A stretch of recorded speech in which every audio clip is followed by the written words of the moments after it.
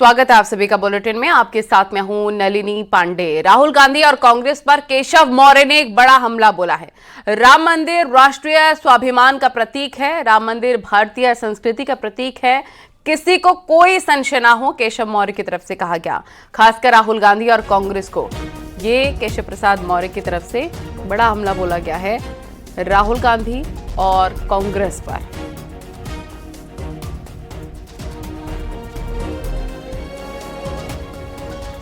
राम मंदिर राष्ट्रीय स्वाभिमान का प्रतीक है, राम मंदिर भारतीय संस्कृति का प्रतीक है, किसी को कोई संशय ना हो। खासकर राहुल गांधी और कांग्रेस को ये केशव मौर्य की तरफ से राहुल गांधी को लेकर बयान दिया गया है।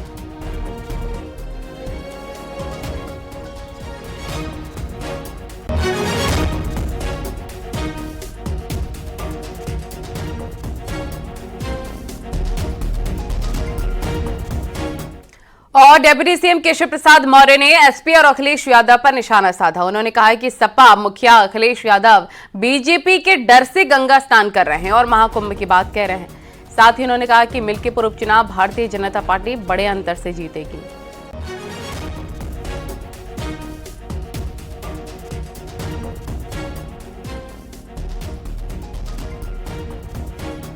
मिल्कीपुर को किस तरीके से देखते हैं? समाजवादी पार्टी ने वहां से अजीत प्रसाद को प्रत्याशी बनाया, आज उन्होंने नामांकन भी किया। देखिए, भारतीय जनता पार्टी मिल्कीपुर विधानसभा बहुत बड़े अंतर से जीतेगी। वहां भाजपा के प्रत्याशी चंद्रभान पासवान जी को बनाया गया है। लोकप्रिय भी हैं, जनप्रिय भी हैं और सर्वसम्मति से निर्णय भी है। और जनता भी चाहती है कि मिल्कीपुर में कमल खिला करके और समाजवादी पार्टी के अहंकार को चकनाचूर किया जाए। समाजवादी पार्टी का गुब्बारा यद्यपि पीछे उपचुनाव जो 9 सीटों के हुए थे उसमें फूट गया है। समाजवादी पार्टी समाप्तवादी पार्टी, उनका फर्जी जो पीडीए है, परिवार डेवलपमेंट एजेंसी, वह ध्वस्त हो चुका है और आने वाला जो समय है वह पूरी तरह से भाजपा का है, कमल के फूल का है।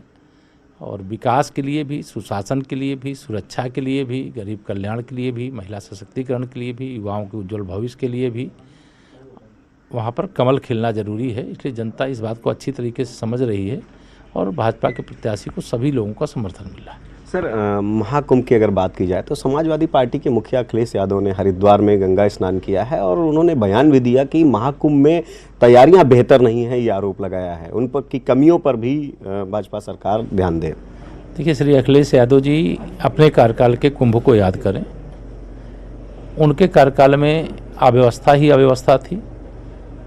वर्तमान महाकुंभ 2025 के लिए इतनी शानदार व्यवस्था है कि चारों तरफ सारे तीर्थयात्री उसकी सराहना कर रहे हैं। और श्री अखिलेश यादव जी से मैं पूछना चाहता हूं कि हरिद्वार में डुबकी लगाना गलत नहीं है, लेकिन ये तो भाजपा का डर है कि उनको डुबकी लगाना पड़ता है। अन्यथा वो डुबकी लगाने ना जाएं, वो मंदिर ना जाएं, वो तीर्थ स्थलों की बात ना करें। वह तो तुष्टीकरण की राजनीति करने वाले हैं। वह संभल में सपा के ही सांसद और विधायक के वर्चस्व की लड़ाई में जो वहाँ पर विवाद हुआ, उस विवाद को गलत तरीके से हवा देने वाले हैं। लेकिन मैं यह मानता हूँ कि श्री अखिलेश यादव जी को इससे कुछ हासिल नहीं होगा। डिप्टी सीएम ब्रजेश पाठक नोएडा पहुंचे, जहां उन्होंने सेक्टर 30 में चाइल्ड पीजीआई में प्रदेश की दूसरी बोन मैरो ट्रांसप्लांट यूनिट का फीता काटकर उद्घाटन किया। सांसद महेश शर्मा भी मौजूद थे और इस दौरान डिप्टी सीएम ने मिल्कीपुर उपचुनाव को लेकर बड़ा बयान दिया। उन्होंने कहा कि मिल्कीपुर में बीजेपी प्रचंड बहुमत से जीतेगी।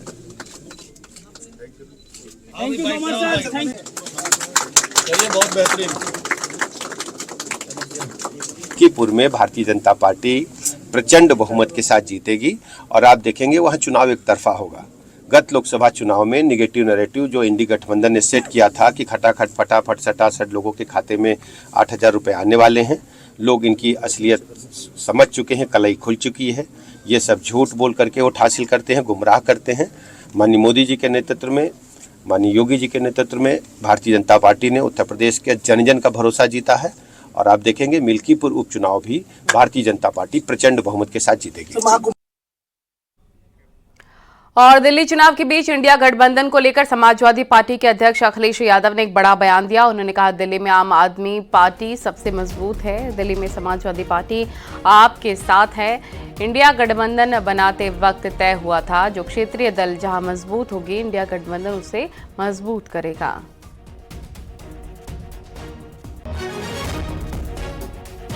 इंडिया गठबंधन के बनते समय यही कहा गया था, जो रीजनल पार्टी जहां मजबूत है उस रीजनल पार्टी को इंडिया गठबंधन मजबूत करेगा। दिल्ली में आप बहुत मजबूत है, इसलिए समाजवादी पार्टी ने आपका समर्थन किया है। जो रीजनल पार्टी बीजेपी से मुकाबला कर रही हैं, हम इंडिया गठबंधन के सभी नेताओं को मिलकर के उनकी मदद करनी चाहिए, उनके साथ खड़े होना चाहिए, क्योंकि दिल्ली में आप कांग्रेस आमने सामने हैं। हमारा सुझाव तो यही है कि आप मजबूत है, इसलिए हम आपके साथ खड़े हैं। प्रयागराज महाकुंभ जाने को लेकर अखिलेश यादव का बयान, संगम तब जाएंगे जब मां गंगा बुलाएंगी। समाजवादी पार्टी के अध्यक्ष ने अपने सोशल मीडिया अकाउंट से कुछ फोटो शेयर की थी, जिनमें वो गंगा नदी में स्नान करते हुए नजर आ रहे थे। फोटो के कैप्शन में उन्होंने लिखा था, मकर संक्रांति के पावन पर्व पर लिया मां गंगा का आशीर्वाद। अखिलेश यादव ने यह स्नान हरिद्वार के गंगा में किया था।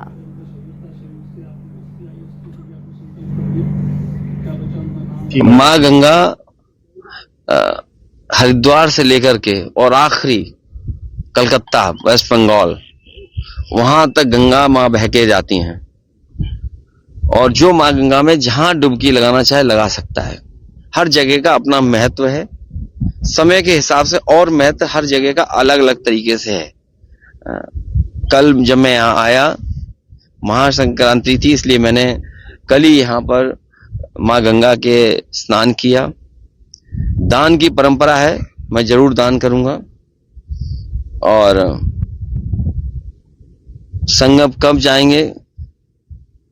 जब माँ गंगा बुलाएंगी। और उन्नाव पहुंची अपर्णा यादव ने अखिलेश यादव के संगम में स्नान के स्थान पर हरिद्वार में स्नान करने और महाकुंभ को लेकर अखिलेश के सवाल पर जवाब दिया। उन्होंने कहा कि गंगा में स्नान सबको करना चाहिए, वह हरिद्वार चले जाएं, उनका ये मन है, हम तो महाकुंभ जाएंगे और स्नान करेंगे। कहा यह जा रहा है कि वो कुंभ नहीं गए, कुंभ को लेकर के काफी बयान दिए उन्होंने कि अभी व्यवस्थाएं नहीं है, मुख्यमंत्री उसको प्रोत्साहित कर रहे हैं। मैं ये समझती हूँ कि गंगा में सबको नहाना चाहिए, वो हरिद्वार चले गए, वो उनका मन है। ये क्वेश्चन उनसे आप पूछिए। हम संगम जरूर जाएंगे, वहाँ पर जरूर स्नान करेंगे, और मैं अपने साथ आयोग को भी ले जाऊंगी, महिला आयोग भी जरूर स्नान करेंगे। तो प्रयागराज में लगे महाकुंभ मेले को लेकर अब सियासत भी शुरू हो गई है। मुरादाबाद से समाजवादी पार्टी के सांसद रुचि वीरा ने कहा कि कुंभ में कोई नई चीज नहीं हो रही है। उन्होंने बीजेपी पर कुंभ के राजनीतिकरण का आरोप लगाते हुए कहा कि सपा सरकार में आजम खान ने जिस तरह कुंभ का आयोजन किया था, उसकी मिसाल आज भी दी जाती है। ये कोई नई चीज तो हो नहीं रही है, ये तो अनादिकाल से, वर्षों वर्ष से, हर 12 वर्ष में एक जगह पर कुंभ लगता है, चाहे प्रयागराज हो, चाहे हरिद्वार हो, उज्जैन हो, नासिक हो।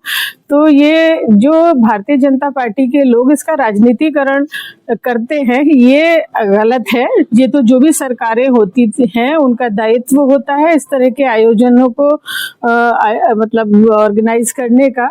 जब हमारी समाजवादी पार्टी की सरकार थी तब भी मोहम्मद आजम खान साहब के नेतृत्व में अखिलेश यादव जी की सरकार में आयोजन किया गया था, जिसकी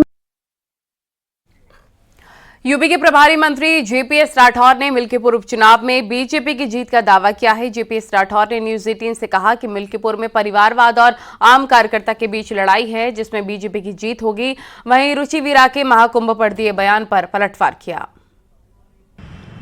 बहुत अच्छे मतों के साथ जीतेगी, और जिस तरीके का वातावरण है जो हमने इधर लगभग 1-1.5 महीने में मैंने असेस किया है, तो वहाँ पर जनता का बहुत अच्छा समर्थन भारतीय जनता पार्टी के पक्ष में है।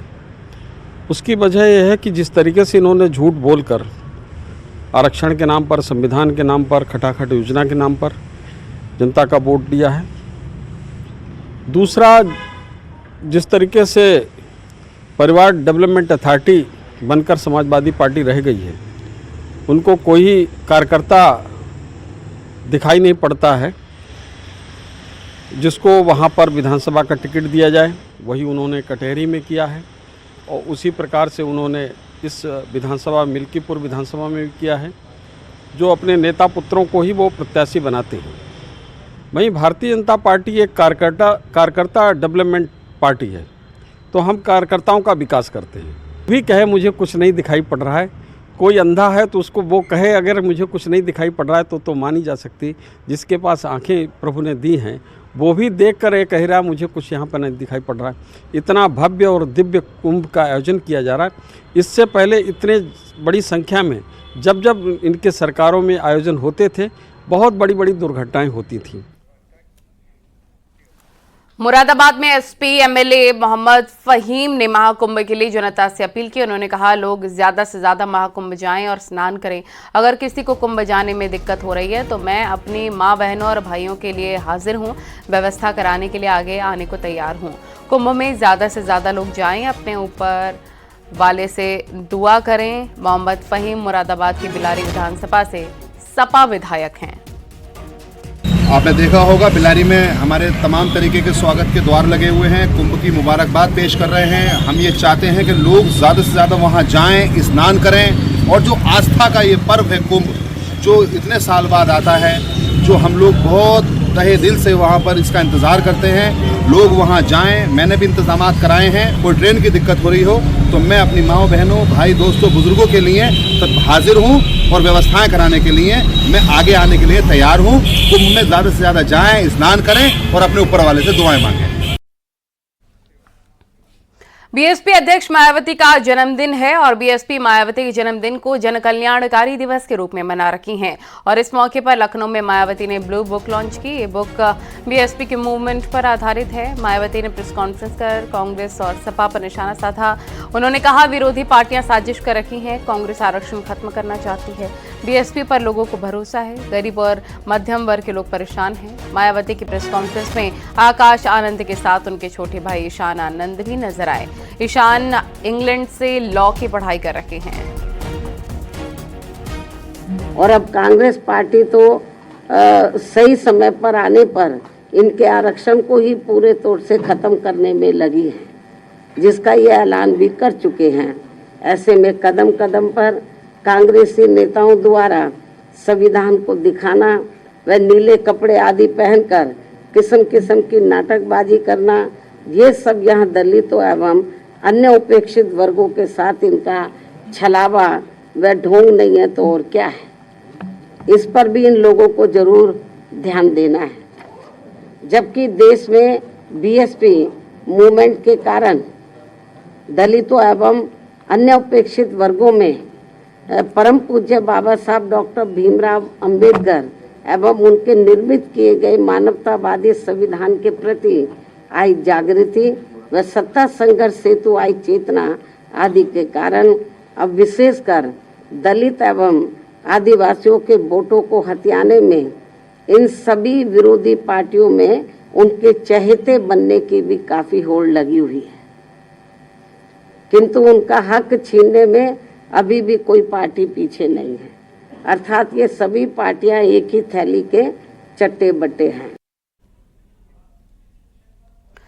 और समाजवादी पार्टी के सांसद अवधेश प्रसाद ने मिल्कीपुर उपचुनाव में अजीत प्रसाद के नामांकन दाखिल होने पर कहा कि हम चुनाव कानून, संविधान और आचार संहिता का पूरी तरीके से पालन करते हैं, हम इनका उल्लंघन नहीं करते। हजारों लोग आने को तैयार हैं, लेकिन हमने केवल 4 लोग ही जाएंगे। एक तरफा मन बना लिया है और ये बदलाव की आंधी चलेगी। ये बदलाव की बयार चल पड़ी है और चुनाव के बाद बदलाव की आंधी पूरे प्रदेश में चलेगी और जब 27 में चुनाव होगा तो यही से तय होगा। समाजवादी पार्टी की सरकार 27 में माननीय अखिलेश यादव जी के नेतृत्व में इंडिया गठबंधन समाजवादी पार्टी की सरकार बने। और कांग्रेस ने आज अपने नए मुख्यालय का उद्घाटन कर दिया है, यानी कि नए ऑफिस का। सोनिया गांधी ने इसका उद्घाटन किया। इस मौके पर कांग्रेस अध्यक्ष मल्लिकार्जुन खड़गे और राहुल गांधी भी मौजूद रहे। कांग्रेस के नए मुख्यालय का पता इंदिरा गांधी भवन, 9A कोटला रोड है। कांग्रेस का नया कार्यालय दिल्ली स्थित बीजेपी ऑफिस से करीब 500 मीटर की दूरी पर है। 2009 में पूर्व प्रधानमंत्री मनमोहन सिंह और सोनिया गांधी ने इसकी आधारशिला रखी थी। आज 15 साल बाद ये भवन तैयार हुआ है। 5 दशकों बाद कांग्रेस को अपना एक नया पता मिला है। इस वक्त में इंदिरा भवन के बाहर खड़ी हूं और मैं आपको दिखाना चाहूंगी कि अब ये कांग्रेस का एक नया पता होगा, क्योंकि इसका उद्घाटन हो गया है और साफ तौर पर कई दशकों से हर कोई जानता है कि कांग्रेस का 24 अकबर रोड जो है वो पता था। हालांकि वो अभी भी रहेगा, वो हाई मीटिंग्स के लिए, हाई प्रोफाइल मीटिंग्स के लिए रहेगा। और यहाँ आप देख सकते हैं कि कार्यकर्ताओं में भी जोश देखने को मिल रहा है। 15 साल के बाद जो है ये जो इमारत हम आपको दिखा रहे हैं, ये पूरी तरीके से पूरी हुई है। ये जो 6 मंजिला इमारत आप देख रहे हैं, ये काफी सुविधाओं से लैस होगा, क्योंकि यहाँ पर जो है सारे ऑफिसेज साथ होंगे। यानी NSUI की बात करें, महिला यूथ कांग्रेस की बात करें, ये सारे ऑफिसेज साथ होंगे। ये जो टॉप फ्लोर आप देख रहे हैं, इस पे अध्यक्ष, जो कांग्रेस अध्यक्ष हैं, उनका ऑफिस होगा और इसी तरीके से जितने भी नेता हैं वो आपको यहाँ पर देखने को मिलेंगे। काफी तरीके से ये हाईटेक होगा। हालांकि जो पुराने कांग्रेसी हैं उनका कहना था कि कहीं ना कहीं कांग्रेस को अपनी नीति, रणनीति बदलने की बहुत ज्यादा जरूरत है। ऑफिस बदलने से कुछ नहीं होगा। हालांकि सुबह यहाँ पर तमाम पोस्टर्स भी देखे गए थे, लेकिन इसका जो नाम है वो पूरी तरीके से इंदिरा भवन रखा गया है। और इसकी जो शुरुआत है वो 2009 में हुई थी, जब कांग्रेस की सरकार थी। और अब 15 साल बाद जो है ये पूरी तरीके से बनकर तैयार हो गया है। और 40 साल बाद जो है वो कांग्रेस का पता पूरी तरीके से बदल गया है। तो 9A कोटला मार्ग इसका मुख्य द्वार रखा गया है। और दीनदयाल उपाध्याय मार्ग पे जो है ये है, यहाँ पर बीजेपी का भी ऑफिस है, लेकिन इसका जो मुख्य द्वार है वो 9A कोटला मार्ग रखा गया है। तमाम नेता यहाँ पर मौजूद हैं और उद्घाटन हो गया है। कार्यकर्ताओं में जोश भी देखने को मिल रहा है। कैमरामैन प्रकाश के साथ फराह खान, न्यूज़ 18 दिल्ली। कांग्रेस ने अपने नए मुख्यालय का नाम इंदिरा भवन रखा है, लेकिन कार्यालय के बाहर ही कुछ कार्यकर्ताओं ने सरदार मनमोहन सिंह भवन के पोस्टर लगा दिए, जिसने इस कार्यालय के नाम को लेकर एक नया विवाद छेड़ दिया है।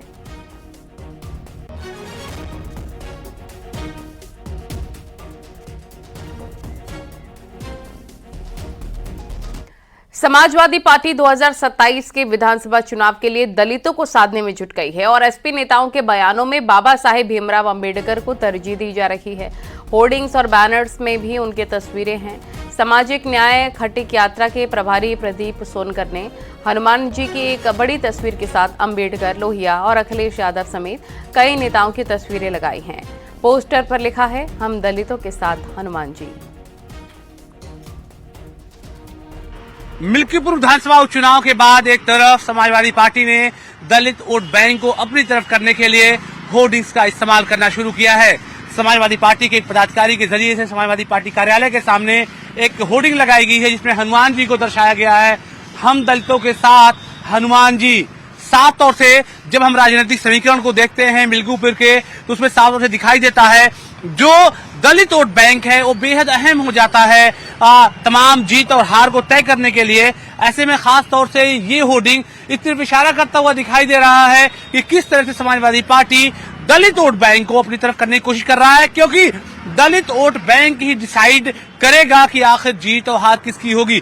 प्रदीप सोनकर हैं जो कि प्रभारी हैं सामाजिक न्याय खटिक यात्रा के, उनकी तरफ से ये पोस्टर लगाया गया है। समाजवादी पार्टी के प्रत्याशी भी हैं। समाजवादी पार्टी कार्यालय के सामने इस तरह कई सारे पोस्टर लगाए गए हैं, जिसमें साफ तौर से संदेश देने की कोशिश की गई है कि जिस तरह से अदर ओबीसी वोट को लेकर के समाजवादी पार्टी संघर्ष करती हुई दिखाई दे रही है, वैसे ही दलित जो वोट बैंक है वो कहीं न कहीं समाजवादी पार्टी के साथ आए।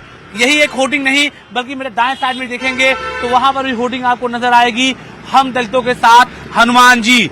तो इस तरह की होर्डिंग यहाँ पर 5 से 6 लगी हुई हैं दाएं बाएं। हालांकि हर तरफ संदेश एक ही है, जो शब्दावली है वो एक ही है, लेकिन तमाम चीजों के बीच में जो मैसेज देने की कोशिश की गई है कि हनुमान जी दलितों के साथ है और समाजवादी पार्टी दलितों के साथ है और उन वोट बैंक को वो हासिल करने की कोशिश कर रही है। हालांकि रिजल्ट किस तरह का होगा ये तो चुनाव के बाद पता चलेगा, लेकिन तमाम सियासी पार्टियां अपनी अपनी कोशिशें वोट बैंक को अपनी तरफ करने की जारी रखे हुए हैं।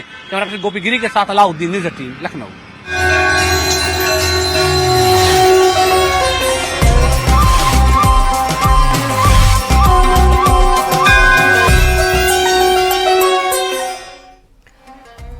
महाकुंभ में पहले अमृत स्नान पर जहां करोड़ों लोगों ने आस्था की डुबकी लगाई, वहीं अब दूसरे और तीसरे अमृत स्नान के लिए महंत आचार्य तैयार हैं। निर्मल अखाड़े के आचार्य महामंडलेश्वर साक्षी महाराज ने तैयारी को लेकर क्या कहा, देखिए। मैया की कृपा से और ईश्वर की कृपा से कल का शाही स्नान बहुत शालीनता से सकुशल बिना किसी विघ्न बाधा के संपन्न हो गया। दूसरे शब्दों में कह सकता हूं कि जिला प्रशासन और खाकी पास हो गई और योगी ने जो व्यवस्था की थी उसमें और 14 चांद लग गए कि सकुशल कल का शाही स्नान हो गया। तो ये सबसे अलग है, सारे विश्व में एक छाप छोड़ने वाला है। क्या हिंदुस्तान के आस्थावान, क्या विदेश के, क्या अंग्रेज लोग दौड़ते चले आ रहे हैं। कुछ लोग तो सीधे यहाँ संन्यास धारण करते चले आ रहे हैं। कई लड़कियां यहाँ अंग्रेजों की साध्वी आकर बन गई, कई आदमी संत आकर के बन गए। तो यहाँ भगवान के रंग में सब रंगते चले जा रहे हैं। तो ये आस्था का कुंभ है, जिसकी जो आस्था है नापी नहीं जा सकती। महाकुंभ में देश विदेश से करोड़ों श्रद्धालु पहुंचे हैं, जिसमें इटली से आया एक ग्रुप लोगों के लिए आकर्षण का केंद्र बना हुआ है, जो इस वक्त आध्यात्म की गंगा में डुबकी लगा रहे हैं। देखिए इनका मंत्रमुग्ध कर देने वाला काल भैरव मंत्र। पावनं कृपांकजं व्यालयज्ञसूत्रमिन्दुशेखरं कृपाकरं नारदादियोगी वृन्दवन्दितं दिगम्बरं काशिकापुरादिनाथ कालभैरवं भजे भानुकोटिभास्वरं भवद्दितारकं परं नीलकण्ठमेप्सिदर्थदायकं त्रिलोचनं कालकालमम्बुजक्षमक्षशोलमक्षरं काशिकापुरादिनाथ कालभैरवं भजे शूलतङ्गपाशदन्दपानिमादिकारणं श्यामकायमादिदेवमक्षरं निरामयं भीमविक्रमं प्रभुं विचित्रतन्दवाप्रियं काशिकापुरादिनाथ कालभैरवं भजे मुक्तिदायकं प्रशस्तचारुविग्रहं भक्तवत्सलं स्थितं समस्तलोकविग्रहं विनिग्मनं मनोज्ञहेम किङ्किणीलहर्कटिं काशिकापुरादिनाथ कालभैरवं भजे धर्मसेतुपालकं त्वधर्ममार्गनाशकं कर्मपाशमोचकं सुशर्मदायकं विभुं स्वर्णवर्णशेषपाशशोभितङ्गमण्डलं काशिकापुरादिनाथ कालभैरवं भजे रत्नपादुका प्रभाविरामपादयुग्मकं नित्यमद्विधेयमिष्टदेवतं निरञ्जनं मृत्युदर्पणाशनं करालदंस्त्रमोक्षणं काशिकापुरादिनाथ कालभैरवं भजे अट्टहासभिन्न पद्मचन्दकोश सन्ततिं दृष्टिपादनष्टपापजालमुग्रशासनम् अष्टसिद्धिदायकं कपालमालिकाधरं काशिकापुरादिनाथ कालभैरवं भजे भूतसङ्गनायकं विशालकीर्तिदायकं काशीवासलोकपुण्यपापशोधकं विभुं नीतिमार्गकोविदं पुरातनं जगत्पतिं काशिकापुरादिनाथ कालभैरवं भजे कालभैरवाष्टकं पठन्ति ये मनोहरं ज्ञानमुक्तिसाधनं विचित्रपुण्यवर्धनं शोकमोहदैन्यलोककोपतापनाशनं ते प्रयन्ति कालभैरवं कृतानि किं ध्रुवं काशिकापुरादिनाथ कालभैरवं भजे काशिकापुरादिनाथ कालभैरवं भजे कालभैरवं भजे कालभैरवं भजे